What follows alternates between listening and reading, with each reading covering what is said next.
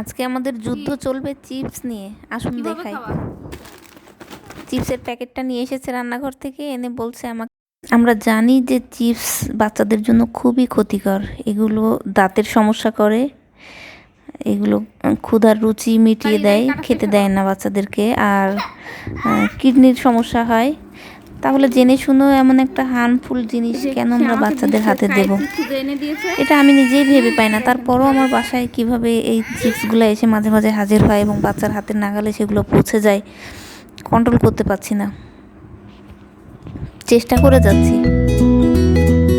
তবে খুব শীঘ্রই পারবো, ইনশাল্লাহ কন্ট্রোল করতে পারবো। আমার বড় ছেলের খুব নেশা ছিল, এখন সেটা আর নেই।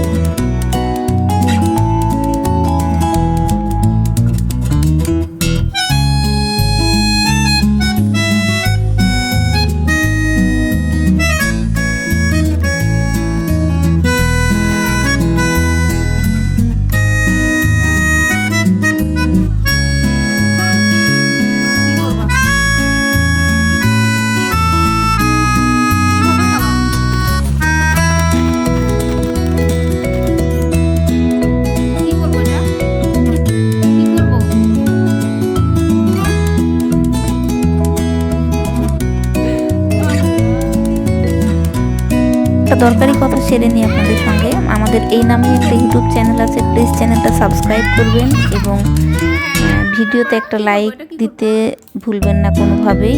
আপনাদের কোনো প্রশ্ন থাকলে করবেন, আমি উত্তর দিতে চেষ্টা করব।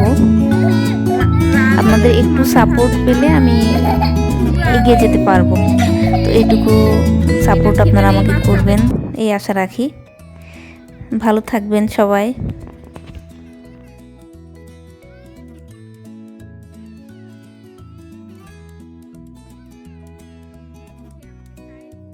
আমি কি খুলতে পারবো?